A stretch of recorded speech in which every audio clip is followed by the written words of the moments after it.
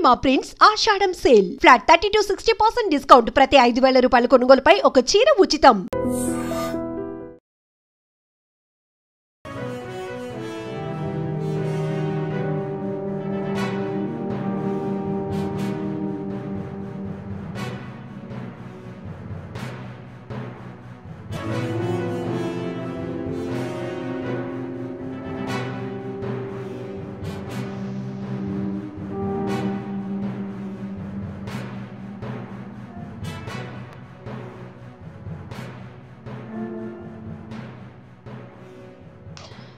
Journalist స్వేచ్ఛ నిన్న రాత్రి తన నివాసంలో ఆత్మహత్యకు పాల్పడింది. జర్నలిజంలో ఉన్నటువంటి వాళ్ళు ఎవరైనా సరే జనరలీ అయితే అంటే న్యూస్ ప్రజెంటేషన్ అనుకోండి, లేకపోతే రకరకాల ఇష్యూస్ని కవర్ చేస్తూ ఉంటాం కాబట్టి మేము చాలామంది అనలిస్టులతోని మాట్లాడతాం, డిఫరెంట్ ఇష్యూస్ని కూడా కవర్ చేస్తూ ఉంటాం కాబట్టి మాకు తెలుసు అంటే ఆ పెయిన్ ఎట్లుంటుంది, పర్సనల్ లైఫ్లో ఫేస్ చేసినప్పుడు దాన్ని ఎంత స్ట్రాంగ్గా ఎదుర్కోవాలి అని ఏదైనా ఇష్యూ బేస్డ్గా మేము మాట్లాడినప్పుడు కూడా చాలామంది ఎక్స్పర్ట్స్ చెప్పినటువంటివి కూడా ఎక్కడో ఓ చోట వాళ్ళ పర్సనల్ లైఫ్కి కూడా ఆపాదించుకొని ఎస్ మనం కూడా అదే దాంట్లో ఉన్నాం కదా, సో మనం కూడా ఇట్లనే ఆలోచించాలా, ఎక్స్పర్ట్ చెప్పినట్టుగా మనం కూడా దాన్ని తీసుకోవాలా అన్న ఆలోచన ఉంటే మాత్రం నిజంగా ఇప్పుడు ఈ జర్నలిస్ట్ స్వేచ్ఛ ఎవరైతే ఉన్నారో ఇట్లాంటి డిసిషన్ తీసుకొని ఉండేది కాదు.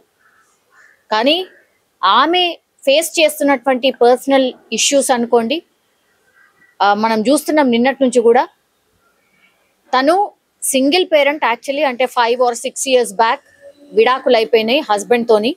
ఇప్పుడు తనకి 13 ఏళ్ల కూతురు కూడా ఉంది, స్కూల్లో చదువుతోంది. అండ్ తిను కూడా ఒక న్యూస్ ఛానల్లో యాజ్ ఎ జర్నలిస్ట్గా వర్క్ చేస్తుంది.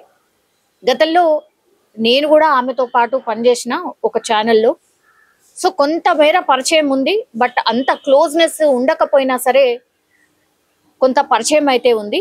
Very jovial and very strong ఉంటుండే పర్సన్ కూడా.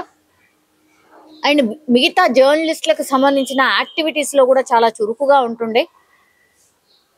అట్లాంటి ఆమె నిన్న ఆత్మహత్య చేసుకుంది అని తెలిసిన తర్వాత మాత్రం నిజంగా బాధ అనిపించింది. ఎందుకంటే 13 ఏళ్ల కూతురు ఉంది, అట్లాగే తను ఒక పర్సన్తో లివింగ్ రిలేషన్లో ఉంటోంది, పాపతో సహా ఆమె ఉంటోంది అన్నటువంటి విషయం తెలిసింది. ఆయనతో విభేదాలు పూర్ణచంద్రరావు అని గతంలో ఆమెతో పాటు వర్క్ చేసినటువంటి వ్యక్తే అట్లా పరిచయం పెరిగిన తర్వాత మరి ప్రేమగా మారి ఆ తర్వాత వాళ్ళిద్దరూ కలిసి ఉంటున్నారు వాళ్ళ పాపతోని అని ఇప్పటికి మనకున్నటువంటి సమాచారం. ఈ పర్సన్ తోనే ఇష్యూస్ వల్ల అంటే మ్యారేజ్ చేసుకుంటాను అని చెప్పాడు, నమ్మించాడు, పూర్తిగా స్వేచ్ఛ అది నమ్మింది. కానీ ఎన్నిసార్లు అడిగినా సరే ఆయన ఆల్రెడీ మ్యారీడ్, ఆయనకు కూడా కిడ్స్ ఉన్నారు. సో వాళ్ళ ఫ్యామిలీ ఎలా ఒప్పుకుంటుంది? ఇన్ జనరల్లీ కూడా ఒప్పుకోలేదు. ఇప్పుడు కూడా అతను పూర్ణచంద్రరావు అనే వ్యక్తి వాళ్ళ ఫ్యామిలీతోనే కలిసి ఉంటుండు. ఇప్పుడు ఇదే అతిపెద్ద ఇష్యూ. ఆమె దాన్ని తీసుకోలేకపోయింది. అంటే మ్యారేజ్ చేసుకుంటాను, నేను అక్కడి నుంచి వచ్చేస్తాను అని చెప్పిండ్రు. ఆ తర్వాత 2 రోజుల క్రితమే ఆమె ఇన్స్టాగ్రామ్ పేజ్లో కూడా ఒక పోస్ట్ పెట్టింది. తాను అరుణాచలంలో ఉన్నటువంటి ఒక ప్రాంతానికి వెళ్ళింది, సమ్ ధ్యానమో ఏదో సంథింగ్. అక్కడ ఒక 2-3 days ఉండి పూర్ణచంద్రరావు కూడా మనకు అందులో కనిపిస్తున్నాడు. ఇతనే ఆ వ్యక్తి. ఆయనతో పాటు 2 రోజుల క్రితమే వెళ్ళింది. మరి 2 రోజులలో ఏమైందో ఏంటో తెలియదు, కానీ చాలా గొడవలు అయ్యాయి వీళ్ళిద్దరి మధ్యలో. మ్యారేజ్ చేసుకోమని స్వేచ్ఛ ఒత్తిడి తెచ్చింది, అతను మాత్రం ప్రిపేర్డ్గా లేడు అన్నటువంటి మాట చెప్తున్నారు.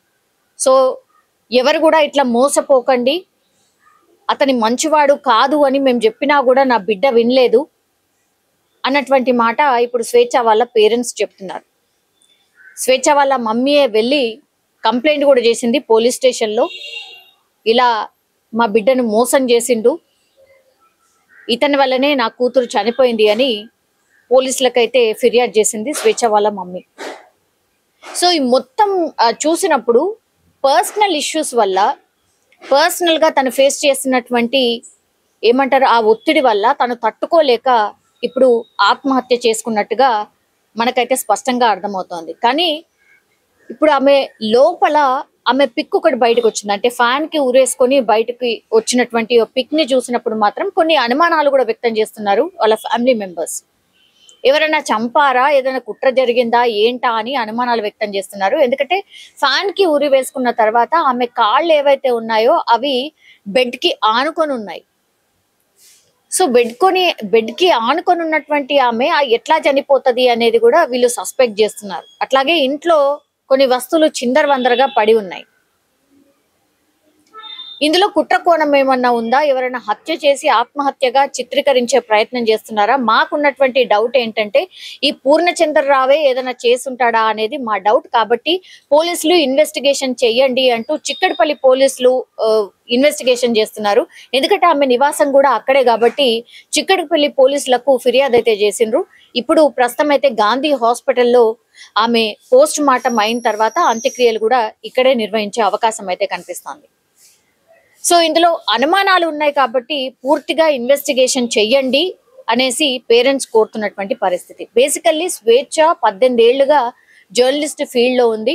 అట్లాగే ఆమె కొన్ని కవితలు కూడా రాస్తూ ఉంటుంది. అండ్ తెలంగాణ ఉద్యమంలో కూడా చాలా యాక్టివ్ గా పార్టిసిపేట్ చేసింది. అండ్ యాజ్ ఎ జర్నలిస్ట్ గా ఇంకా మంచి కెరీర్ ఉన్నటువంటి వ్యక్తి ఇట్లా అర్ధాంతరంగా చనిపోవడం నిజంగా ఎవరికైనా బాధాకరం అంటూ కూడా మాజీ సీఎం కేసీఆర్ స్పందించిండ్రు. అట్లాగే కేటీఆర్ కూడా స్పందించిండ్రు. వాళ్ళ ఫ్యామిలీకి ధైర్యం చెప్తూ ఆమె మృతికి సంతాపం కూడా తెలియజేసినటువంటి పరిస్థితి అయితే కనిపిస్తోంది. కానీ నిజంగానే బాధాకరం. ఎందుకంటే జర్నలిస్ట్ యాజ్ అ జర్నలిస్ట్ గా అంటే 4th ఎస్టేట్ అంటూ ఉంటారు కదా జర్నలిజం ని కూడా. సో అట్లనే ఆమె కూడా అంతే ఫైట్ చేసింది. అట్లాగే ఆమె కెరీర్ ని కూడా అంతే బాగా రాణించింది కూడా. కానీ ఇట్లా అర్ధాంతరంగా చనిపోవడం మాత్రం నిజంగానే యాజ్ అ జర్నలిస్ట్ కూడా నాకు కూడా చాలా చాలా బాధాకరం.